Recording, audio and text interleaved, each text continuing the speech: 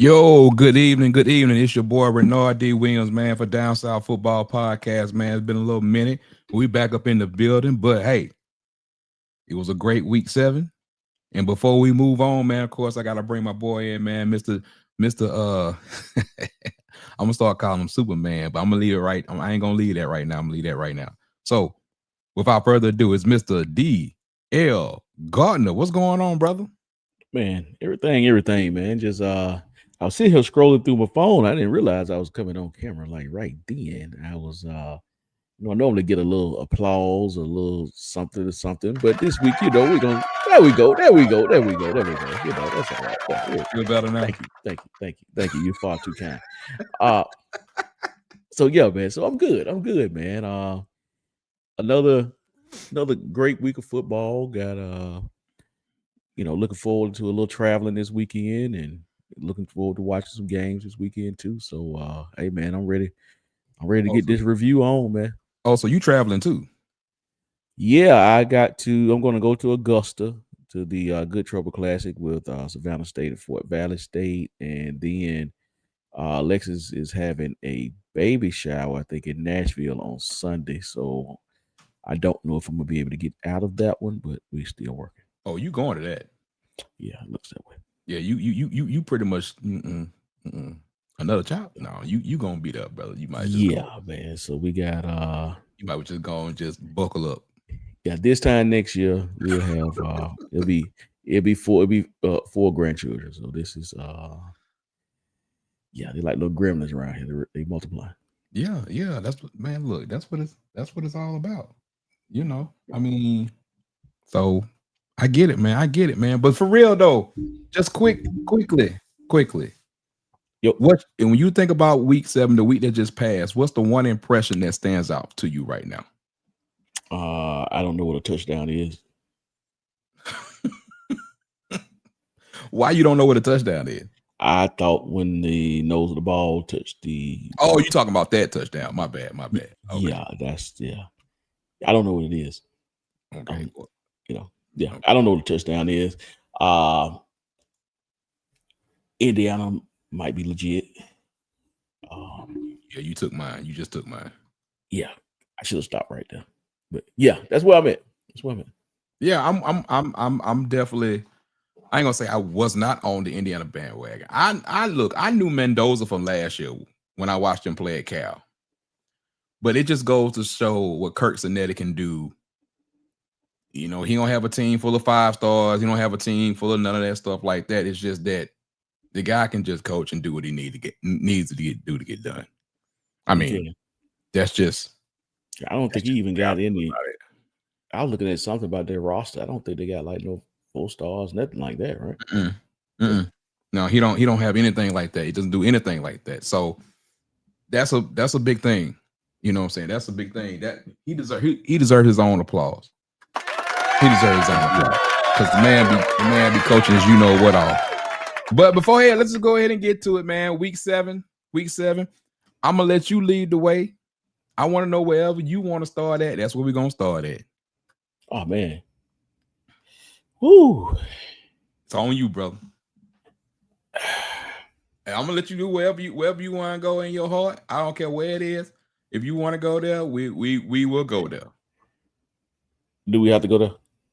No, I mean I'm saying wherever you want to go. I know what you're saying, like, but you said in my heart, so you already know where. Well, no, let's get it started, man. Let's look at this. The people want to know. The people want to know about what the heck is going on down there. On 280, on Highway 280, down in Auburn, Alabama. I think people want to know. I think people would like to know your thoughts, your insights. Let's get it out of the way early. We had a key player to transfer. I think he was a captain on the team as well. He was. You say he's going to transfer. The rumor is wanted a red shirt. We don't know how that went down. I don't know. Maybe you know. He wanted the red shirt. He wanted the red shirt. Yeah. So I think he was. They think that it didn't feel like his role was big enough on the team, which I'm not going to really argue that. But I'll let you lean into it a little bit. The people want to know. Well, you tell me what part you want to go to. I mean, let's start off with the officiating. Let's just do the game. Let me just say the game. Okay. Yeah. All right. I don't think you can talk about one without the other, but yeah, let's go. Okay. All right. I mean, I'm a little bit indifferent about the officiating.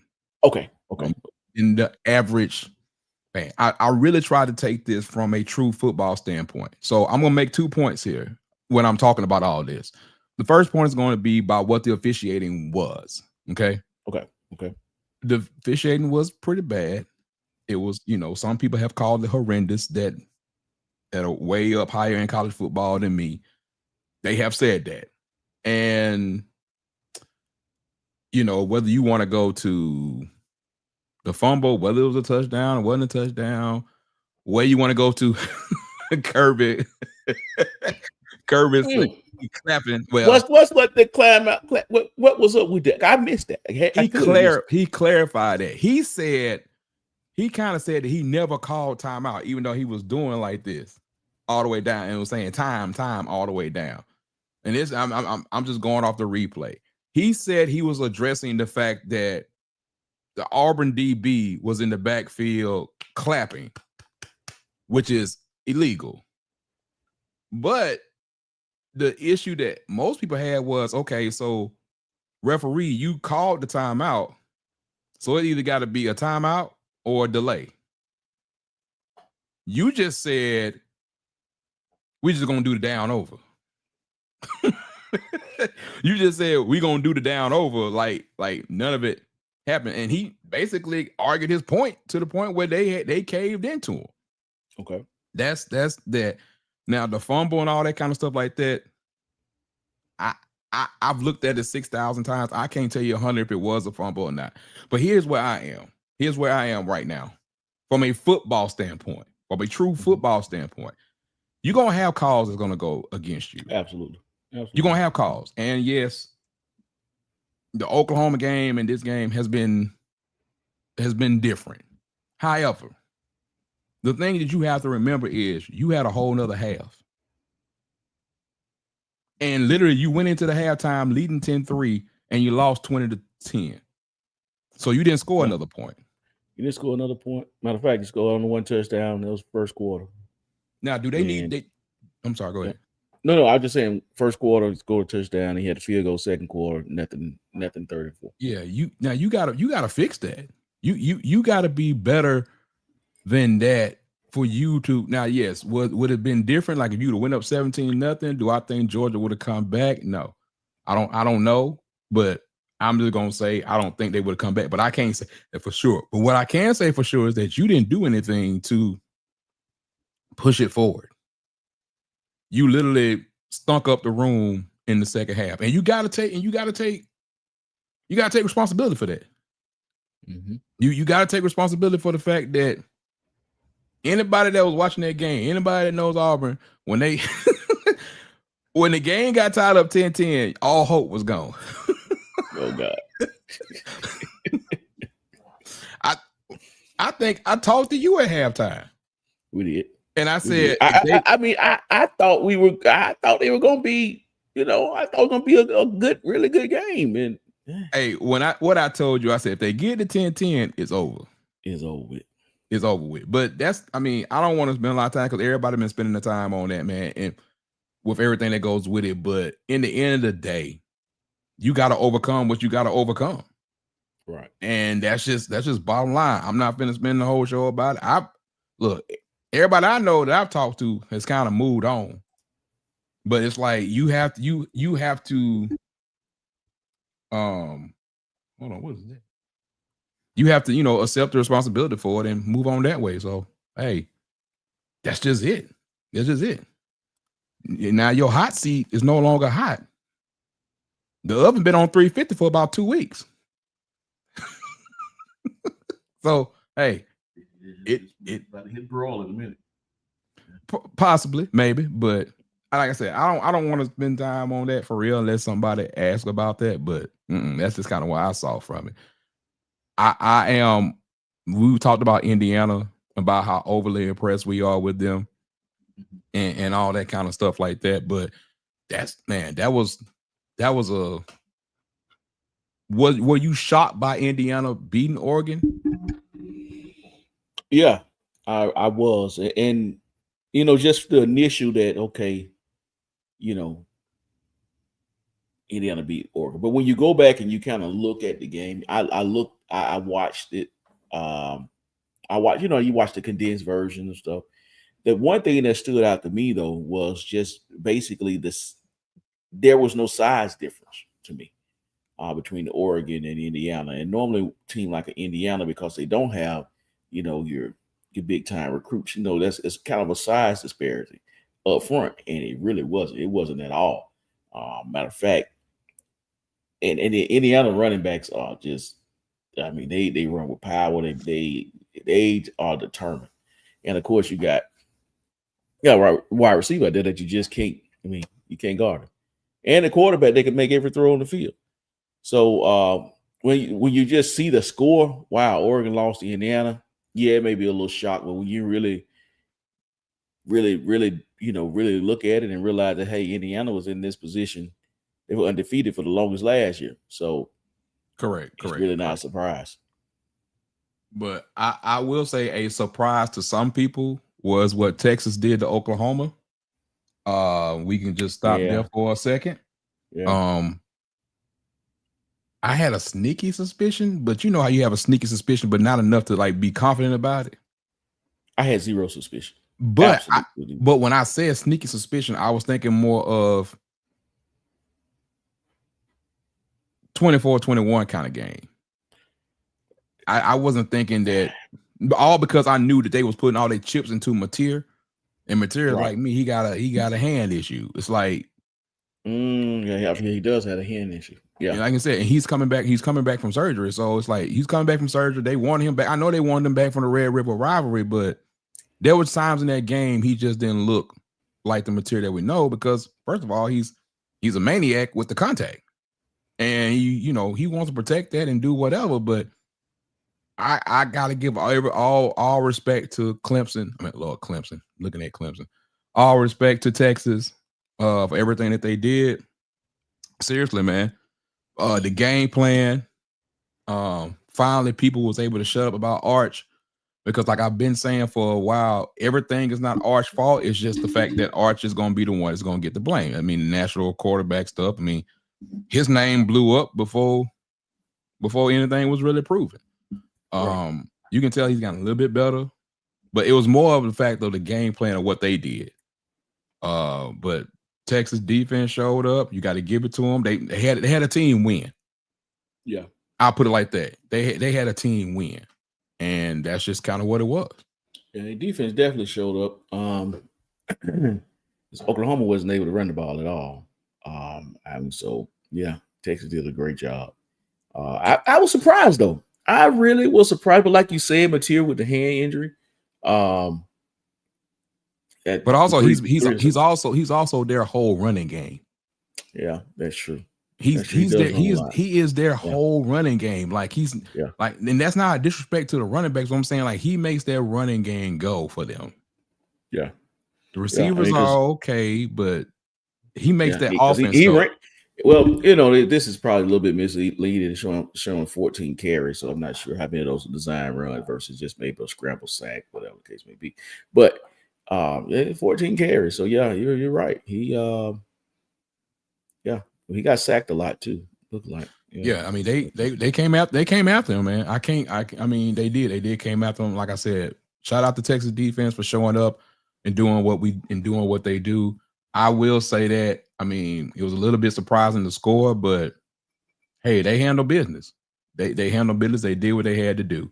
Mateer didn't have a terrible day. It wasn't a great day, but I mean, he was 20 or 38, but he just didn't seem like he was himself. And that's kind of what you're gonna get from whatever. But next thing is that next thing we can go to is the Alabama Missouri game. Yeah. I'll let you go with your initial thoughts on yours, and I'll go on mine. My initial thoughts is for me, to beat a team, and I think I shared this with you, to beat a team or a program like Alabama or Ohio States, the Oregons, you name it, the big dogs in college football, right? You must have elite quarterback play because a lot of those games are going to come down to just how this one came down. Missouri had a chance to win at the end. They could either had a chance to win or tie to go into overtime, if I'm not mistaken, on that last drive.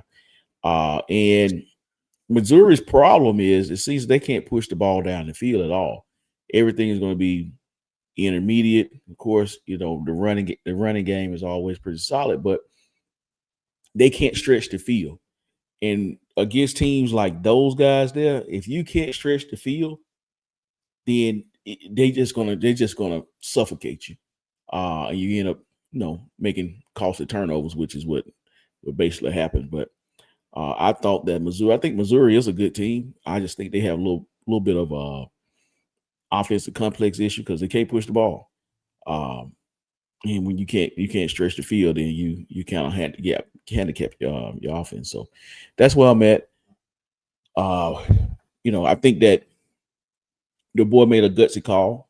I think it was on that fourth down, and they made a big time. Your boy made a big time throw on that. I can't take that from him. But I mean, overall, man, I think that Alabama played well enough to win the game. They're really going to play better down the stretch though, because they got some heavy hitters coming that's gonna probably make the plays that Missouri didn't make. So that's where I'm at with it. I mean, I look at it like this. I mean, I knew Ahmad Harvey was going to be the focus coming into was here. He was the leading rusher in the country with the stretch zone. That's what Missouri loves to run. So you knew that they was going to be on that for them. Bo, the quarterback, like he's athletic, but he's not. I don't know. It's something about him and the way he passes is that he didn't make the plays he needed to play when he needed to make them. Defense wise, I was already impressed with Missouri for who they were in their front seven. They did pretty good. I will give them that. On the Alabama side, I can't say nothing more about Ty Simpson than has already been said. I mean, the dude right now is just laying it out there, doing what he needs to do. Grub is in his bag, playing. I feel like he be playing with folks. Grub be playing with folks on on offense. Jam going out is going to kind of hurt them. But I mean, I don't think he's going to be gone. I don't think he's going longer. I think it was just a concussion, from my understanding. I can't remember, but it was definitely that. That we know it was. It was definitely a concussion. It was definitely a concussion. Like I said, you can't take nothing away from them, what they're doing right now. I know a lot of, talking to some Bama fans and some people that whatever, like they are, they're having to make the adjustments about defense. But I mean, truth be told, if it's going to be a bend, don't break defense, then that's just the norm for where we are in college football. Offense is ruined today right now. There's only so many teams right now who's dominant up front, who's dominant overall on the back end. But like I said, went on the road, early start, got the win. Ty did his thing. And like I said, they're gonna keep rolling. Like I said, they got Tennessee this week, third Saturday in October. You already know the hate, everything that's gonna come with that. So that's just a part of it. So yeah, that's where we was with them. I will ask you this, and I know Pooh Bear gonna be mad at me for it. LSU, I'm so underwhelmed with LSU and their offense right now. I don't know what to make of it. They can't run. They really can't run the ball like they need to, and all that kind of stuff like that. I mean, it really making me reevaluate where I am with LSU. But however, bottom line is you 5-1. You 5-1. And I would rather try to fix something at 5-1 than I would at 1-5. So yeah. and where South Carolina is, I mean, we had great hopes for them, but they schedule somebody don't like them. They definitely don't like them in Florida. Sure. They don't like them. They got Oklahoma this week. Then they got Alabama. Then they go to Ole Miss, and they go to Texas A&M. Somebody don't like them. Somebody don't like them. I mean, that's just it is what it is. But go ahead. What's your thoughts? Go ahead. We talked about LSU. I think it's probably about 2 weeks ago, 2 maybe 3 shows ago. We were just basically saying that this LSU team, I still think that we all were hoping for more excitement on the offensive side of the ball. They have some guys that can make plays, but like you said, that run game has really hadn't been. It's been marginal the last few years, to really be honest. It had been like something that they could just kind of just. Yeah, it hadn't been like stellar. You know, correct. Because their wide receiver play has been that has been the strength of their team. I mean, all the way back to and probably before those guys, but everybody know the Chases and the Justin Jeffersons of the world, Bleak Neighbors, recipes, Lacey, and list goes on. You even talk about the tight ends, the list goes on and on, right? Or the athletes that they've had at wide receiver. So that was their team, that was their offense. Correct. Now they got some dudes, but I think we all expected more from Nussmeier. And we feel like if Nussmeier had a run game that he can lean on, then other things could happen. But I still think the strength of their team is their defense. So. Well, sound like we need to get what I call them Mr. Louisiana. That's the boys, and let them see what they tell us what they think is going on, what is going wrong. Speaking of things that's going, I know not wrong, but things are going right. Shout out to Colorado, man, for pulling out a big win over a ranked opponent. Moving to 3-4, 1-3 in Big 12. Beat Iowa State. Gave Iowa State another Big 12 loss. I mean, that's something. I didn't have that on my calendar. Did you? Absolutely not. But the thing is that they are at home. They were at home. Yes, but that's a big win. That's a big win, though. I mean, they really needed that. Salter played pretty good. They did need that. They did need that, and hopefully they can make a push to get bowl eligible. And they should. I had looked at the schedule. Let me look at the schedule. Speaking of bowl eligible, you want to talk to me about what's going on in Tallahassee? Yes, I do. What I've already the invoice from 2 million in the truck came over this morning. The question is who you firing?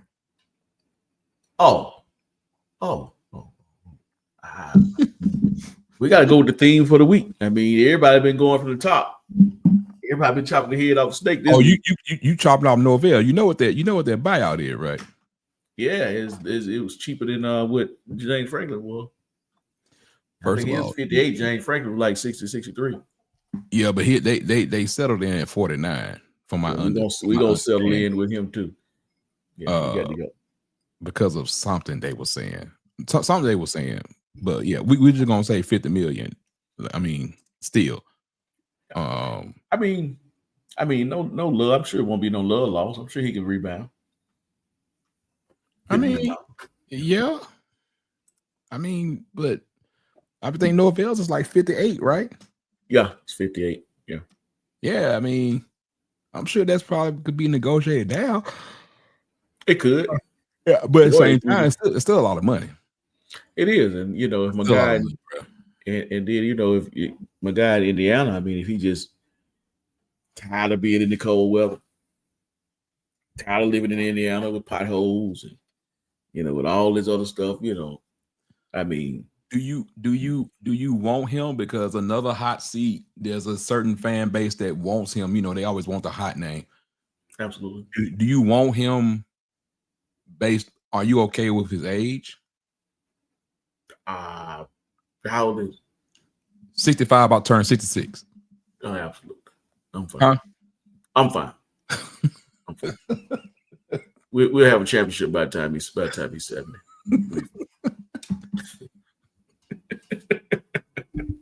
And then he can ride off at the side. I mean, he don't look like it. I give him that. He doesn't. He really doesn't. That's surprising. No, he really doesn't. But again, like you said, with his age, but I don't know, man. Sure. Saban coached to how long? 70 what? 72?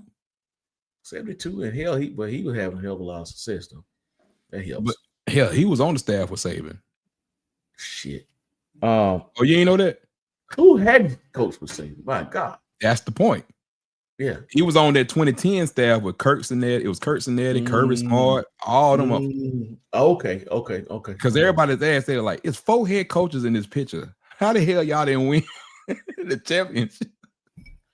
But yeah, I mean, that's just kind of what it is. So, but I mean, if you okay with it, then I'm okay. I mean, I'm okay. Me personally, I say you. I mean, I know it starts at top, but hey, I'm looking at OC, but you know, I see. Yeah. Leave the man alone. He leave him alone. You done. He'd had enough. You jumped on him enough. Who? Leave alone. First of all, I was a supporter of his. Yeah, was key word there. No, I was. I mean, I still want the best for him. I'm just saying on the field, I still want the best for him. He needs to go home to Christy.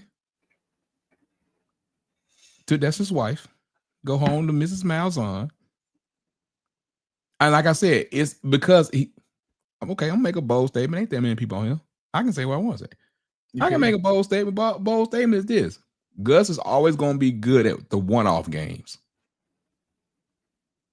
This is bigger than Gus. I get your point. This is bigger than Gus. I know, but I'm saying he's always going to be good at the one-off games. He's going to be good at the Iron Bowl where he got film on all year long. He's going to be great on them. He's going to be great when it's like he's had the whole off season to get ready. It's always the middle of the season where teams and got more film and all this other kind of stuff go on, and then he gets stubborn. And he don't want to do that. He already don't have a great route tree. He don't, it's like I said, his system can work. Yeah. It's just that it's not going to work with them same things that he continues to keep doing. But speaking of coaches getting fired, we're 30 minutes into this. Yeah. Let's discuss where we are in college football right now. We just mentioned James Franklin. Yep. Trent Dilfer has gotten let go. Yep. Who am I missing? Someone got fired right before James Franklin. See, you got me. Was it Oregon State? Yes. Or no, it wasn't just them though. I thought I had it because it was 3 this week. Mm-hmm. I thought it was James Franklin, Trent Dilfer, and I want to say was it not Oregon State coach? Oregon State coach did get fired, but I'm thinking it was somebody else. I'm trying to remember. And I know it's somebody I know because in whatever. Oh, was it wasn't Arkansas? No, Pittman got fired a long time ago. Yeah. Well, it's somebody, like you said, it's somebody else. A long time in college football. A long time in college football terms. I'm trying to think. I mean, I know we ain't talking about Deshaun Foster. We ain't talking about Gundy. We ain't talking about them folks because we already know them. Pittman, Dilfer, Franklin, or maybe it was just those two that I'm thinking of right now. But with that being said, who's on your hot seat right now? Ooh, man. Number 1, Billy Napier.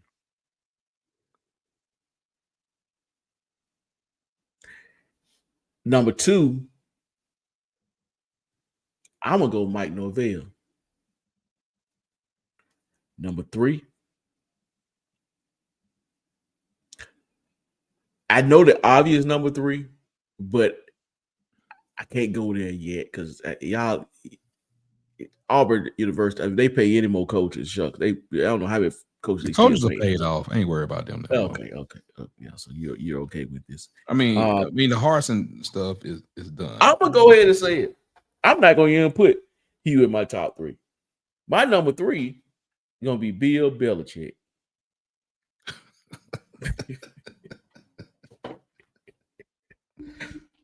Man, send Bill home, man. Send Bill home. Send him home. Why you want to send him home? Speaking of age, we just talked about age. How old is Bill Belichick? He got to be already 72, 73. Send him home. Something like that. Send him home. Send him home. I mean, relieve him of his duties. Okay, we're holding the man hostage. I think Auburn got to pay Harsin like $2 million for the next 2 years or something like that after this year. And dropping the bucket. Hell, that's your 2 wide receivers outside. Anyway, yeah. But I mean, I get it. I get what you're saying. Because regardless of everything, I'm not, and people gonna think I'm crazy because right now emotions are high for certain people. I'm not the one that says go fire anybody, go fire that person down the street. I'm not that person to say that. Because my thing is when I look at firing a coach, I look at, do you have those like 4 or 5 things? How's your culture? How's your recruiting? How is the locker room? How is like your own field performance? All that kind of stuff like that. And where did you come from? Mm-hmm. Like, where was you before him? Where was you at before this actually happened? Like, talk to me about what is that beforehand, because you got to understand when you fire somebody in this day and age, it's going to be somebody else right there to pick up your talent. Right. It's going to be somebody right there. Look, you don't think they don't want a Cam Coleman?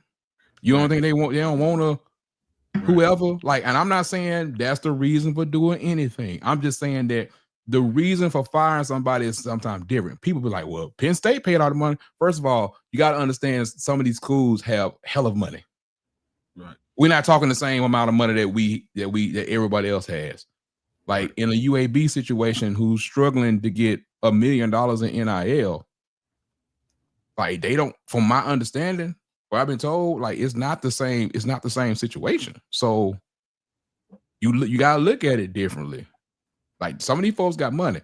Like people talk about Texas A&M, you won't see nobody talking about Texas A&M not being able to pay something, do you?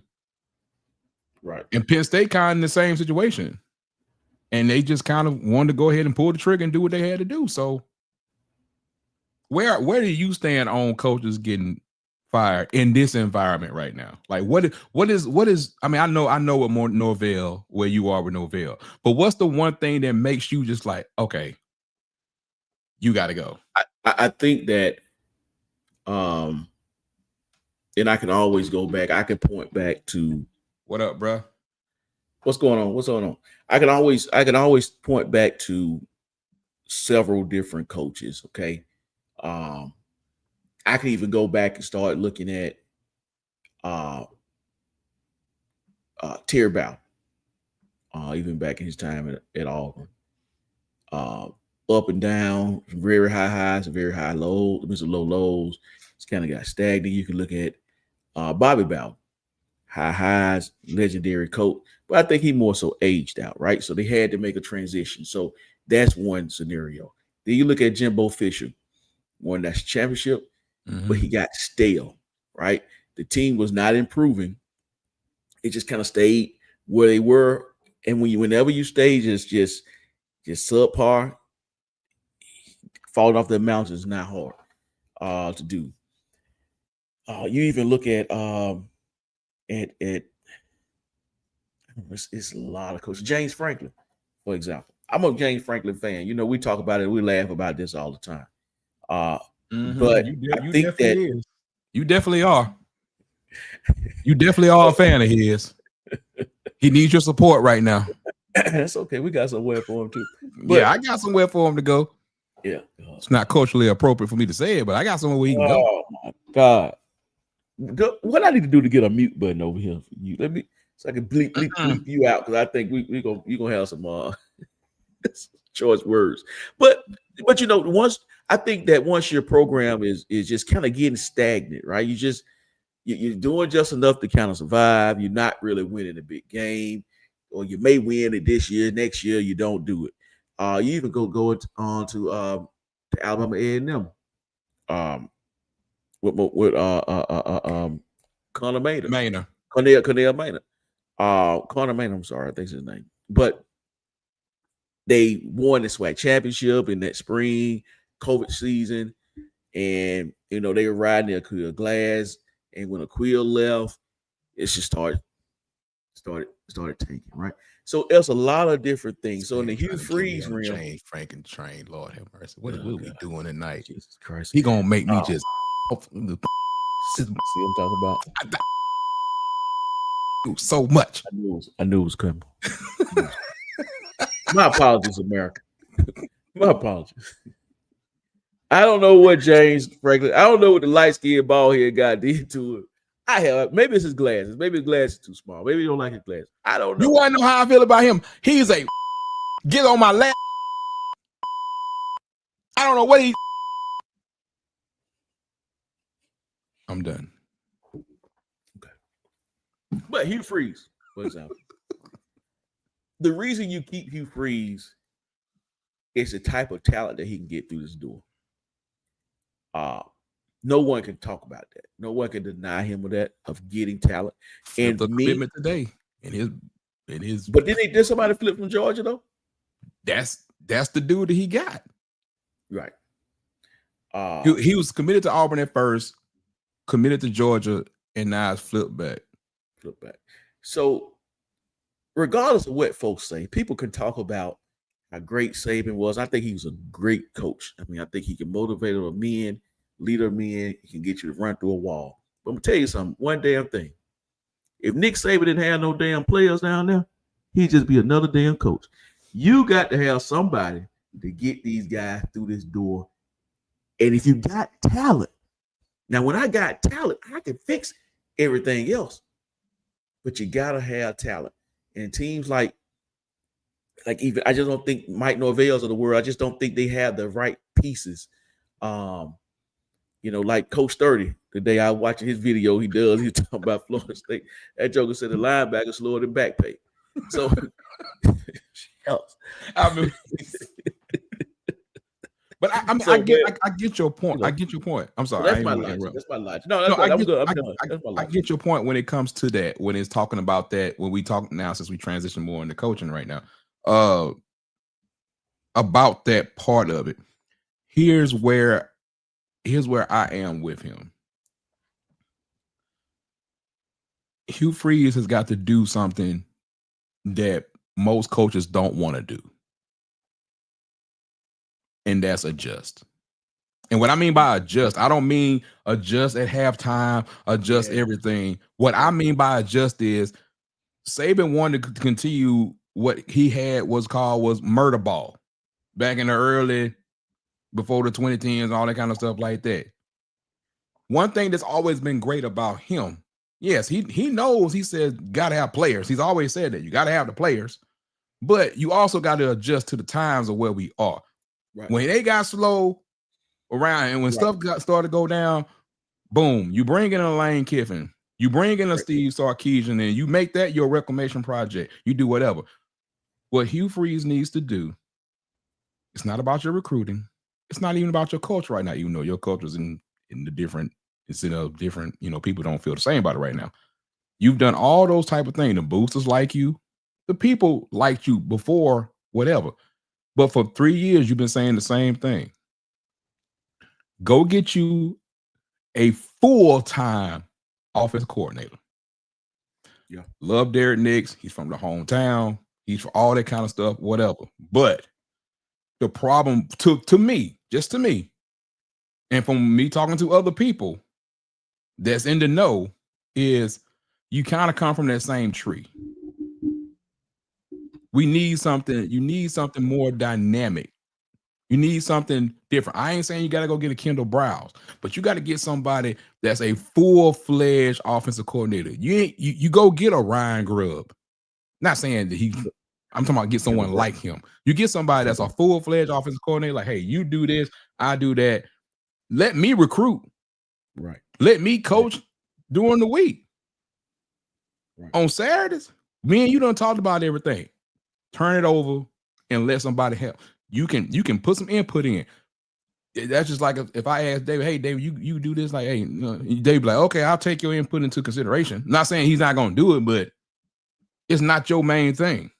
Mm-hmm. Manage the team, manage the culture, manage the locker room, and manage everything around it. You love recruiting so much, help manage it. Do not bring Gus back, sir. No. Hell no.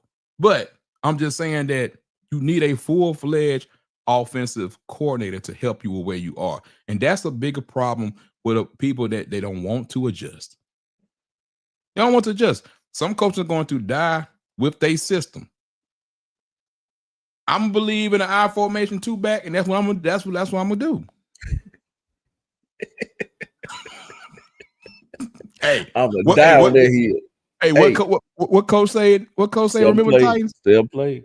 Got 7 plays. They just run them like butter. Give it just run. Just like Novocaine. There was a video out of Gus running some of these same exact plays from 2013-14 that he's running now. The same exact play, formation wise, everything. It's okay if it worked, but you gotta adjust, bro. You gotta adjust. And if you don't want to do that, it might, bro. Your play caller day might have passed you by. Who else is on your hot seat besides Napier and Hugh? Oh, I already told you. Who? I'm talking about. No, okay. I know you said Norvell. Is there anybody else? Oh, I already told you. Belichick. Send him home. Send him home. Go enjoy the rest of your life with your young tender. Okay. There's no need for you. You don't have time to build. You don't have no time to build. What the hell is Bill Belichick going to be? 5 years? You know what 5 years is to Bill Belichick? you wrong as hell. Hey, listen. Come on, man. 5 years to build. How old would Belichick be in 5 years? 78, 77? Something Jesus like that. Christ. Why you gotta say it like that? Jesus. You wrong. You so wrong for talking about Belichick, man. Damn. The question is Hard gonna be okay in 5 years? You talking about a young girlfriend plus 72 plus 5 years. Man, that man gonna be about 87. But for real. Speaking of, let me add this to that. Do you know that she has her own money? Look her up and see how much money she done made. Not right now. Not right now. I'm saying on your spare time. She ain't nobody to mess with, bro. Yeah. For several reasons, but she's clearly cold-blooded. With this, we do know. I'm gonna tell you who else about to be out of here though. Who? Y'all might be replacing 2 coaches in Tallahassee. Don't do that. I'm going by me a roadcaster. Y'all might be replacing 2 coaches, and that's a great transition because according to some people, I don't know how much longer you gonna be down on them 7 hills of FAMU. That's all I'm gonna say. But before I go there, I want to talk about the game, the HBCU game of the year, and the game lived up to the hype.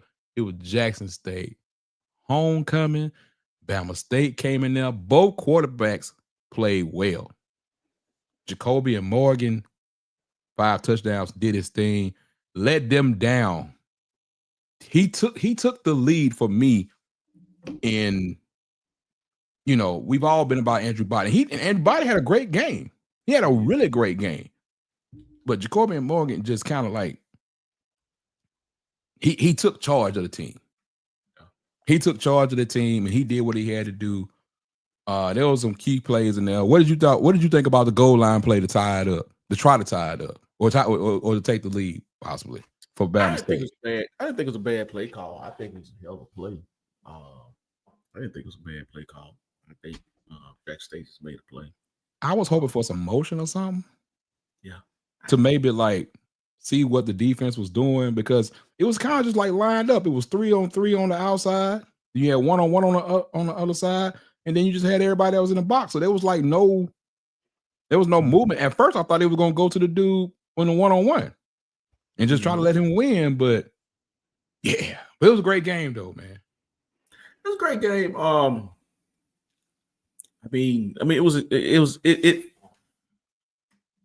It had the location been reversed, I think you get a different outcome. I think Bama State quote. Yeah, I think Bama State gets that game at home. If it was Bama State homecoming playing against JSU, you know what I mean, kind of flip flop it. But I get it. I get what you're saying. Here's why I don't, and I think every conference needs to get rid of sides, East and West. Yeah, it seems to be a lot of people in that corner right now. But go ahead. Yeah, and you know the people dog I think the Big 12 was one of the first Power Fives, I think, to do it, if I'm not mistaken.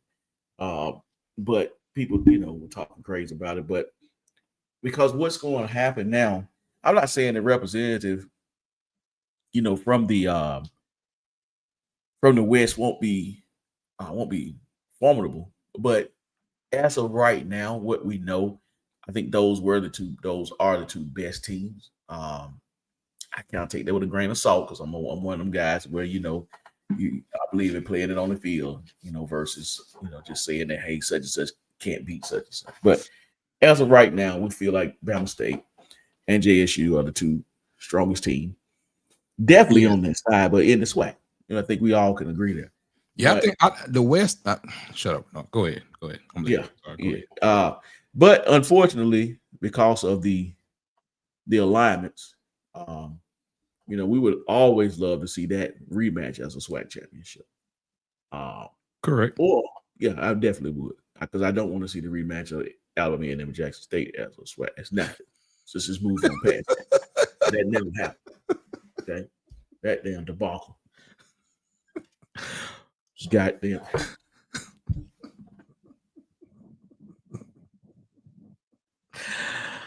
Oh, somebody's not happy.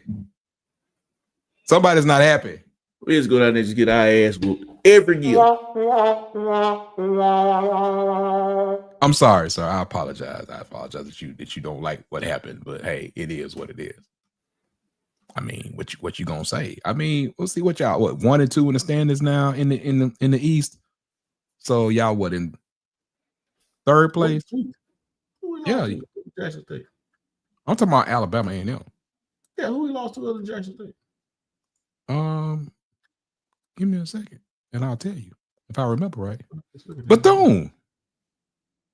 We did lose to Bethune because we had the bad F. Yeah. It wasn't the quarterback fault. It wasn't but Bethune is Bethune is not bad. Now, Bethune this ain't Ed Reed Bethune Cook. It's not Ed Reed Bethune Cook.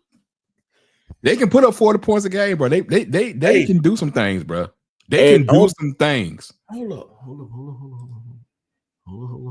What? Let's see. I'm looking at something.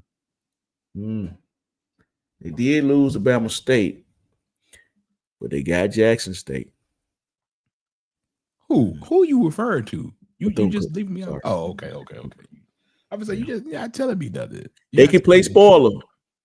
But Jackson State still will have the Jackson State. Oh, that would be a 3-way tie. I don't know how they would figure that out. I'm not going down that road right now. Not tonight. We close enough to get there. It'll be a little, I'm like what Wayne said. Wayne said, "Get me close. Get me closer, then I can give you my predictions." That's what he said. Talk about we're still about 3 weeks off for me to see how this is going to pan. Because I anticipate Bethune-Cookman beating Pine Bluff, beating Valley, and they'll beat Grambling. which leaves a showdown with Jackson State. And if they beat Jackson State, they lose a tiebreaker against Alabama State. But Alabama State lost to Jackson State, so you're gonna have a miss. Is what you're gonna have. So we're gonna see. The West is just not Western right now. I'm gonna leave no, that this alone, is though. not the traditional West that we know. Prairie View is balling though, but yeah, but it's been a while that I see Southern and Grambling, and Alcorn State doesn't even look right on the West. It doesn't even look. Yeah, right. we ain't gonna get into that. That's why I said let's just go. Which I mean, there's a lot of people. There's a lot of people, SWAC people, that's already talking about the fact of let's just go ahead and put it all in one. Put it all in one, and let's kind of be done. It's kind of what we were talking about with the coaches. You got to be able to evolve, right? I mean, this East West shit. What are we doing? Put it all in one. Everybody else moved away from it. Who are that? As everybody else moved away from it. Yeah, I mean, it makes sense. If the SEC moved away from it, it's definitely time for everybody to move away from it because they die hard East West divisions. So well, yeah, that's when they really started making money. That's when that money started coming in. But I know you had something else you wanted to get to. Like I said, we've been on here for a little bit, so I know you wanted to get to this, right? So your time. Go ahead. Man, yeah. I mean, you know, hold on, sir. Hold on. Yeah. Hold on. There you go.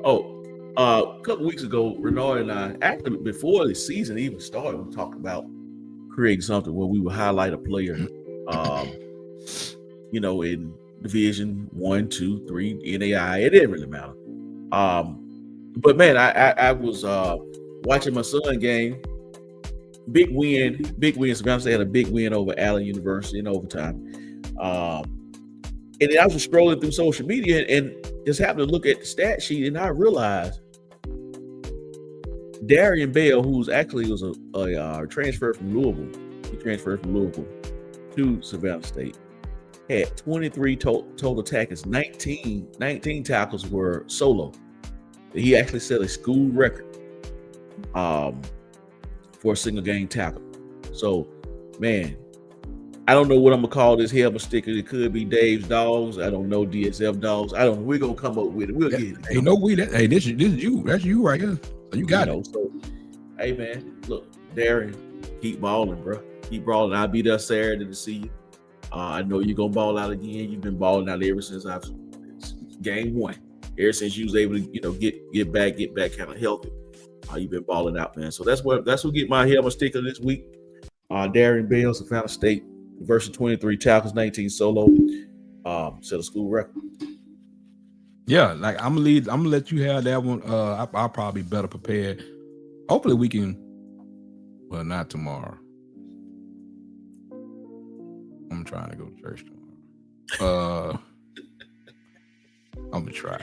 I mean, Thursday's always. Yeah, I mean Thursday be fine. It's just that just try to get a little bit more consistency, with everything. So yeah, we definitely be back Thursday, but Thursday shows kind of go off the rail a little bit every once in a while. So, but yeah, okay. I mean, I think that's a great segment to highlight some players that most shows and most people don't actually give props to. And I think mine would definitely be in Jacobian Morgan this past week. I think that's something we need to do. Instead of highlighting the players that ESPN gonna highlight, hey man, we're gonna dig a little deeper. Well, I don't know how much you watch the late night football highlight show on ESPN. I will give them credit because they've had North Carolina Central running back on there. They do go deep. But I know what you meant by you saying the whole ESPN, but like I got to give them a shout out because they do that. They really pause into that, man. That's really cool. So hold on, let me stop this music. But that's just something we can do. But we close to an hour, man. What are you looking forward to? Tomorrow is Wednesday. We're in the middle of the week. This is when we kind of officially flip the clock away from where we are from last week in the middle going into this week. What are you looking forward to in this week 8? Basically, what are you looking forward to? Man, I am. Is somebody else you want to look forward to?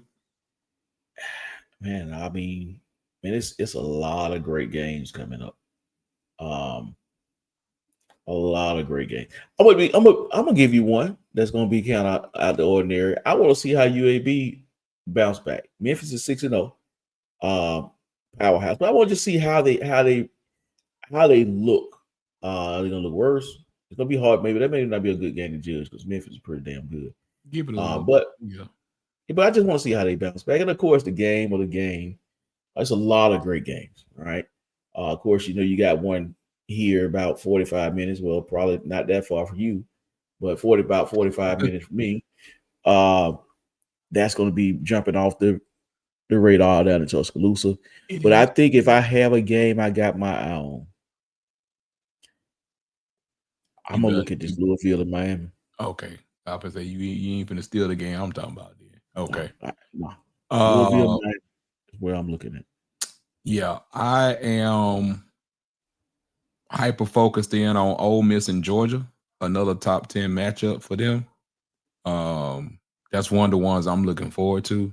Seriously looking forward to that this week to see, just to see that game can really go either way. It really can. To see what is looking forward to, and on a swag level, really like Prairie View and Southern, because I know A&M is off and I know State is off because we already know it's coming up. Right. But I mean, man, it's hard seeing Southern on these hard times right now. Yeah, that's why I'm not looking for it because it's gonna be more of the same this week. Again. But definitely on FBS, if I just one game, I'm gonna say Ole Miss and Georgia because it's pretty intriguing. Both teams are in the top 10, and Trinidad Chambers is doing his thing down at Ole Miss, and we don't want to see what Georgia has. Georgia has been saved twice. I ain't gonna say twice. I'm gonna say at least once. Because of the fact that if Tennessee makes that field goal, that's another loss. That's a loss on Georgia's record. If they make that field goal, so I'm intrigued by that game, the different styles and all that kind of stuff like that. That's what about this Texas Tech Arizona State? An intriguing. I'm definitely rolling with Texas Tech. Oh, I never doubt them. Not into the playoff time. I'm not doubting. You not doubting who? Texas Tech. Yeah, I really do like Texas Tech and what they're doing. Hold on, let me get this right. If I can get this the right way down. Here we go. Okay, there we go. Yeah, I'm rolling with Texas Tech for right now. Yeah, absolutely. That's just me. That's just where I am with everything. But like I said, we can talk more about that on Thursday. But go ahead. Oklahoma got to go to South Carolina. Oh yeah, I know. They South Carolina's different at home. They really are. They really, really are. So, but if I'm betting this weekend, I'm taking the over on Ohio State and Wisconsin. Oh, you actually gonna bet this? Man, I missed the last 2 weeks, man. So we've been. Oh, you didn't miss that? I probably did best. Probably save some money. you probably save some. Save some. Oh, we do not advocate gambling. Thank you very much. No, we do not. We do not. We do not advocate gambling. Y'all ain't finna sue us. Absolutely, man. Y'all ain't finna sue us. Thursday. Your house at home. Hey, tune in Thursday for Risk It All Renard. Hey, why you just making up segments right now? Right, don't put that Risk on me. Risk It All Renard on Thursday, baby. He gonna give you the spread. He gonna have everything lined out for you. You can take it to the bank. You can book it. If you can take it to the bank, then why my bank account ain't booming? Let's start with that then, because people don't have to know that. No, I'm saying I'm talking about booming from the bets. Why my bank account ain't booming? They don't have to know that it's not. They can believe it. Well, I didn't say which one. I didn't say which bank account. I just said my bank account ain't booming from the bets. But anyway, sir, do you have any last thing before we get up out of here right now? And not really, man. Other than just